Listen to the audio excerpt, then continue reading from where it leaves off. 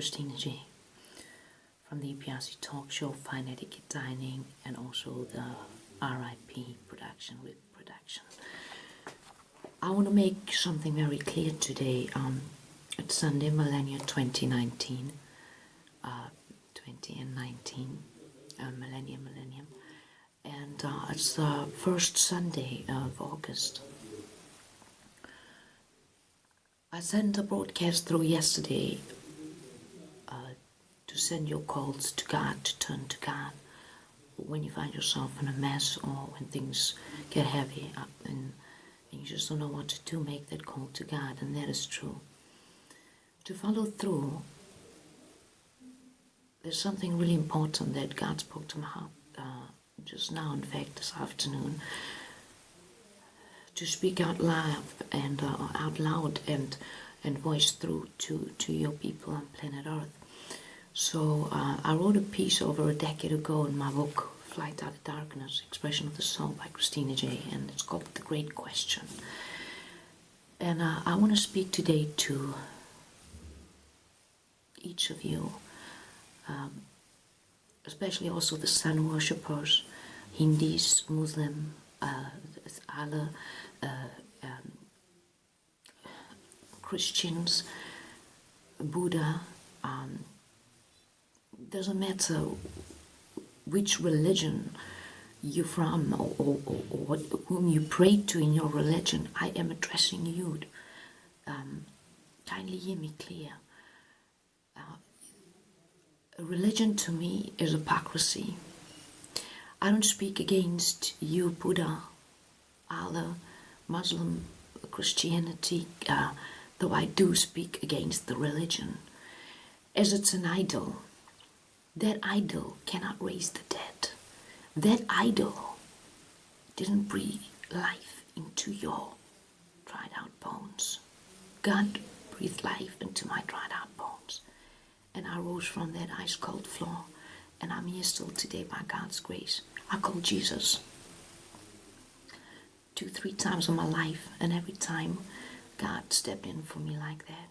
Now you see, there's only one of me, and I'm created in God's image and likeness, as you are. So there's only one of each. There's no duplications. God didn't try. When God spoke your name into the living of life, God spoke, and there was life. So there's only one of you, and you're irreplaceable in the living of life and in eternity.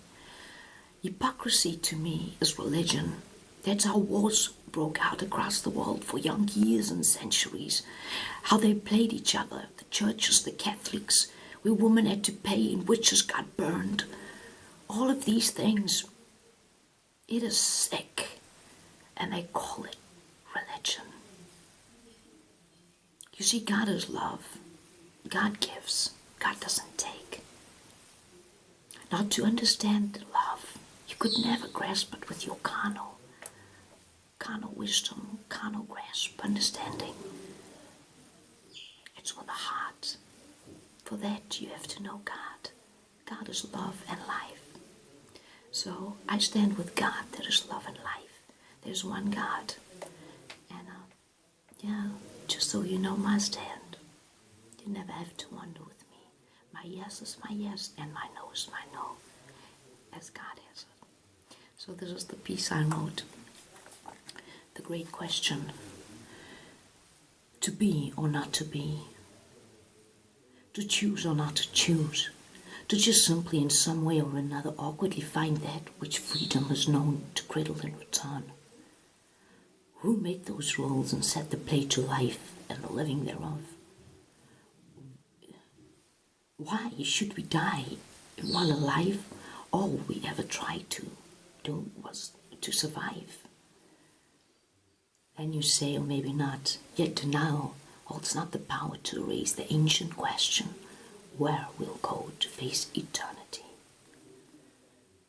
Some choose to soothe their souls by grabbing up to myth.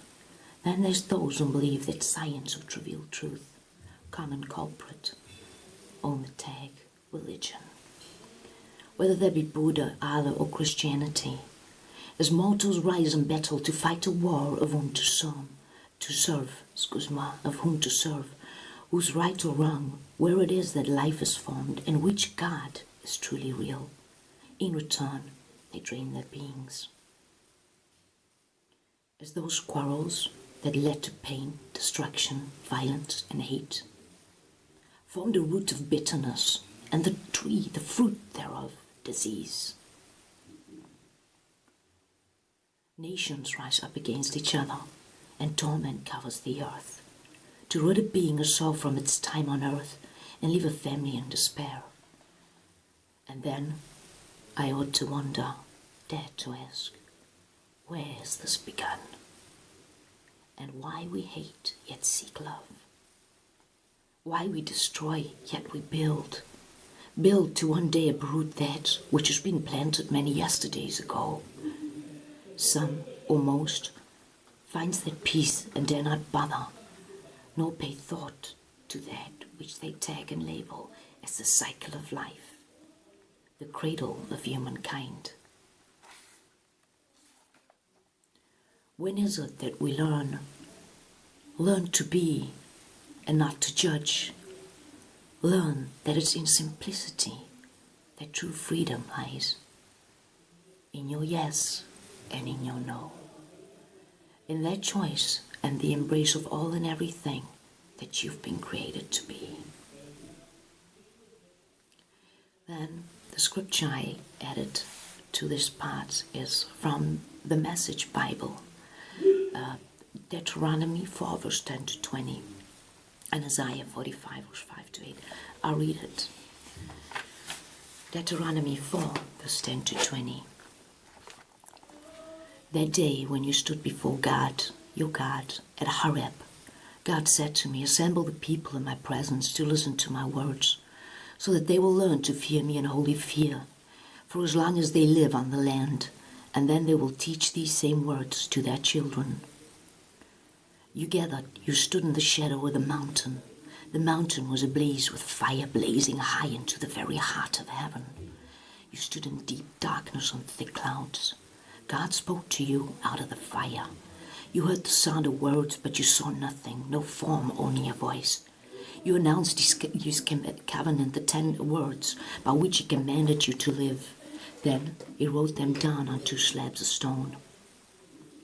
And God commanded me at that time to teach you the rules and regulations that you are to live by in the land which you are crossing over to the Jordan to possess. You saw no form on the day God spoke to you at Horeb from out of the fire. Remember that. Carefully guard yourself so that you don't turn corrupt and make a form carving a figure that looks male or female, or looks like a prowling animal or flying bird or slithering snake or a fish in a stream. And also carefully guard yourself so that you don't look up into the skies and see the sun and moon and stars, or the constellations of the skies, and be seduced into worshipping and serving them. God set them out for everybody's benefit, everywhere.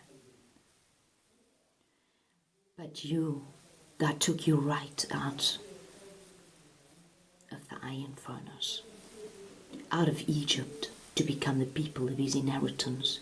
And that's what you are this very day. God is love and life.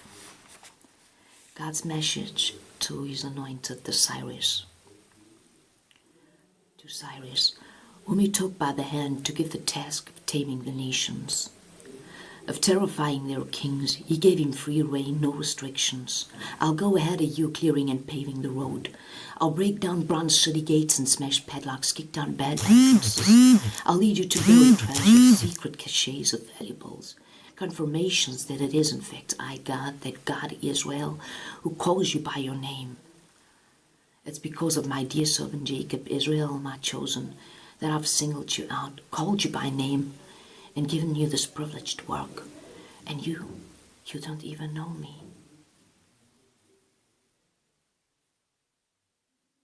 I am God, the only God there is. Besides me, there are no real gods. I'm the one who armed you for this work, though you don't even know me. So that everyone from east to west will know that I have no God rifles. I am God, the only God there is. I form light and create darkness. I made harmonies and create discords. I, God, do all these things. Open up heavens and rain. Clouds pour out buckets of my goodness. Loosen up earth and bloom salvation. Sprout right living. I, God, generate all this. But doom to you who fight your maker. You are potted pots at odds with the potter. Does clay talk back to the potter? What are you doing? What clumsy fingers? Would a sperm say to a father? Who gave you permission to use me to make a baby? Or a fetus to a mother? Why have you cooped me up in this belly? That's from Isaiah 45, verse 5 to 8. Now what is love? 1 Corinthians 13. Go read that piece from the Holy Book, that book called the Bible. My God is love and light. Happy Sunday, beautiful Tom.